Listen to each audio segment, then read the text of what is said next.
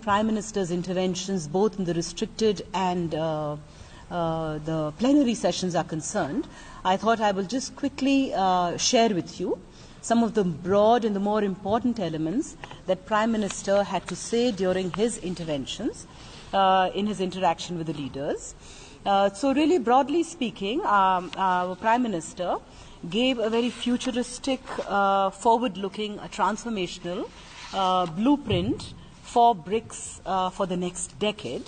And I'd like to just share this quote that he stated in his plenary speech, where he mentioned that our leaders in the two generations of our leaders of our countries have contributed to the emergence and establishment of BRICS, and that BRICS has gained credibility, wielded influence, and spurred growth. And now, in the next decade, it is crucial that in an environment where we seek stability, sustainable development and prosperity, the BRICS leadership will be crucial in driving this transformation. So really that sets the stage for the main aspects of our own Prime Minister's interventions. When he met the leaders in the restrictive format, he spoke about taking collective action by the leaders in reforming the global governance, where he said that when the United Nations celebrated its 70th anniversary, we had missed an opportunity, but that we hope that when we celebrate, when the United Nations celebrates its 75th anniversary, we would be able to achieve the reform in the global governance. Another point that Prime Minister focused on was, of course, the reform of the Security Council and the IMF, which have remained unfinished agenda, as also he felt that the BRICS should really be reshaping the global economic agenda, whether it is in the multilateral trading system or whether it is in other contexts. There was, of course, an intervention made by our Prime Minister on countering terrorism, where he suggested a joint action, a strategy for it, and I will come upon it subsequently. But in that context, Prime Minister also did mention money laundering, terrorist financing, cyberspace, as well as proposing an initiative for the BRICS on countering radicalization. And in that context, he offered to host an international conference on de-radicalization.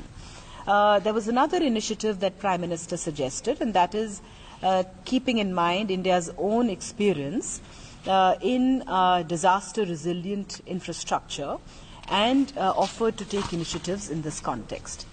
Moving on to the plenary session, now the difference between the restrictive and the plenary is that, in the restrictive, the topic really was focused on all the leaders, on global economic situation, on the international economic governance, on international and regional hotspot issues, as well as national security and development. So Prime Minister's interventions were made in that context. The theme for the plenary was practical cooperation for common development. As you know, BRICS is really functions at two levels. One is of the leaders, where they meet annually, and on the margins of the UNG as well as G20, where they really coordinate, cooperate, and consult each other on issues of global concern. And there is the second aspect, and that is about practical cooperation. And so the plenary therefore focused on that aspect of practical cooperation for common development, for people-to-people exchanges, and cultural cooperation, and etc. Again, this one is important because it picks up threads from the Goa summit, where India, as the chair, had announced a series of initiatives that were focused upon enhancing greater people-to-people exchanges. And here our Prime Minister shared thoughts with the BRICS leaders in deepening BRICS partnership. And he mentioned, of course, the International Solar Alliance, and where the NDB could in fact finance projects relating to the International Solar Alliance. A very important point, which is very dear to him, and the fact that all the BRICS countries have the youth dividend on their side, and there's a youth population. So Prime Minister suggested that we should be BRICS should be mainstreaming youth in all its initiatives. Another point that Prime Minister made was that we should accelerate BRICS cooperation on smart cities, on urbanization, and disaster management. He also dwelled upon BRICS partnership on technology and digital resources, as well as collaborative BRICS projects in this regard. And in this context, Prime Minister offered capacity building initiatives between BRICS and Africa.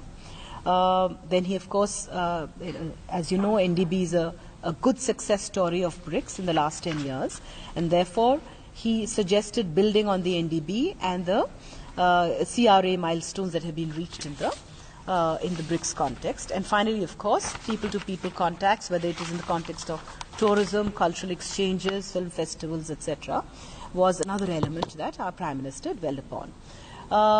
Keeping the theme of the plenary as well as the restricted session, all the other leaders also took the floor. And really, at the end, the Xiamen Declaration was adopted. The text of that is already put up on our MEA's website, so you can access it to be able to see what is the substantive content and outcome of this summit. I will quickly run you through some of the more important elements.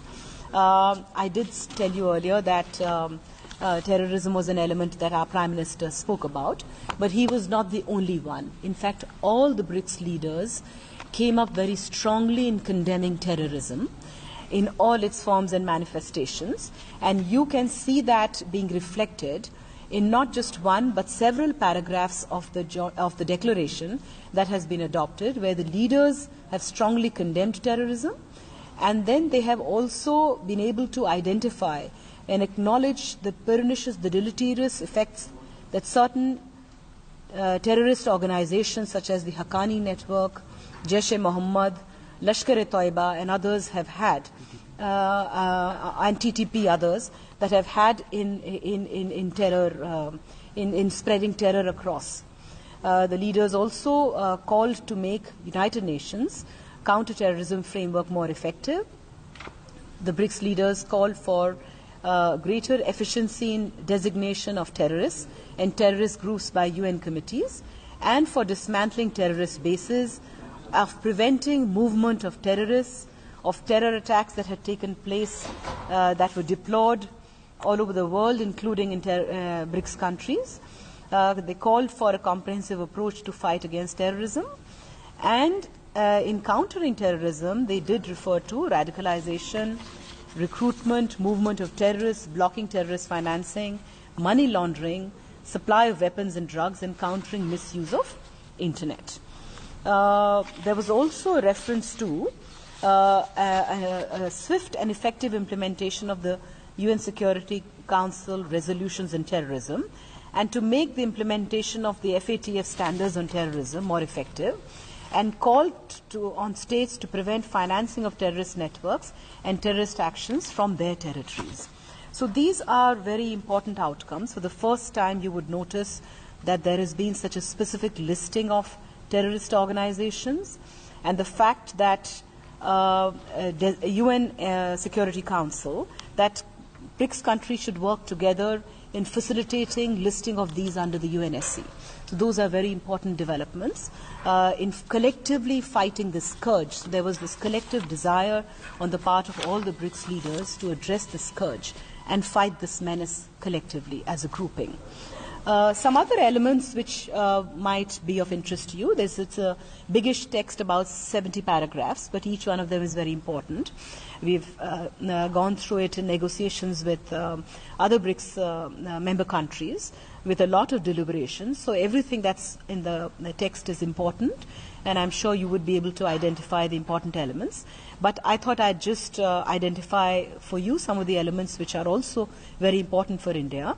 For example, there is the reference to the need for predictability in accessing technology and financing for expansion of civil nuclear energy capacity, and I think you'll find it in paragraph number 15. Then there was this element about the establishment. Traditional medicine is an important element in an initiative that was introduced by India at the Goa summit, and there was recognition about the importance, even as there is a whole formulation on the need for affordable drugs and health care. There was also a recognition for establishment of a BRICS long-term mechanism for traditional medicine to be able to build upon BRICS countries being in fact repositories of traditional knowledge and traditional medicine, and that could be developed further. Then leaders welcomed the establishment of a BRICS agriculture research platform. Again, an initiative that we had offered. तो विदेश मंत्रालय की press conference आप देख रहे थे live, जहां से बड़ी बात यह निकल कर आई है कि ब्रिक्स के घोषणा पत्र में न सिर्फ आतंकवाद का जिक्र किया गया है, बल्कि पाकिस्तान के आतंकी संगठनों का बाकायदा नाम लिया गया है। लश्कर का नाम लिया गया है, जैश का नाम लिया गया है। पाकिस्तान के आतंकी संगठनों पर प्रहार किया गया है ब्रिक्स के घोषणा पत्र से। जैश ए मोहम्मद और लश्कर ए तैयबा का बाकायदा इस घोषणा पत्र में नाम लिया गया है। ऐसा पहली बार हुआ है। आतंक का साथ देने वाले अब बेनकाब होंगे। ज्यादा जानकारी के लिए चलते हैं मेरी सहयोगी नेहा पंत के पास, जो इस वक्त न्यूज रूम से हमारे साथ जुड़ गई है। नेहा जी अमांद्रा, मैं आपको बता दूं ये बात कि ये जो डिक्लेरेशन है ये अपने आप में बहुत अहम है। देखिए, इसमें सबसे बड़ी बात ये हुई है, जो बात विदेश मंत्रालय की प्रेस कॉन्फ्रेंस में भी कही गई, कि जो आतंकी संगठन है पाकिस्तान की तरफ से भारत में आने वाले, मसलन लश्कर ए तैयबा, जैश ए मोहम्मद, इनका नाम, इनका जिक्र किया गया है। और ये पहली बार इस तरह से हो रहा है कि ब्रिक्स सम्मेलन में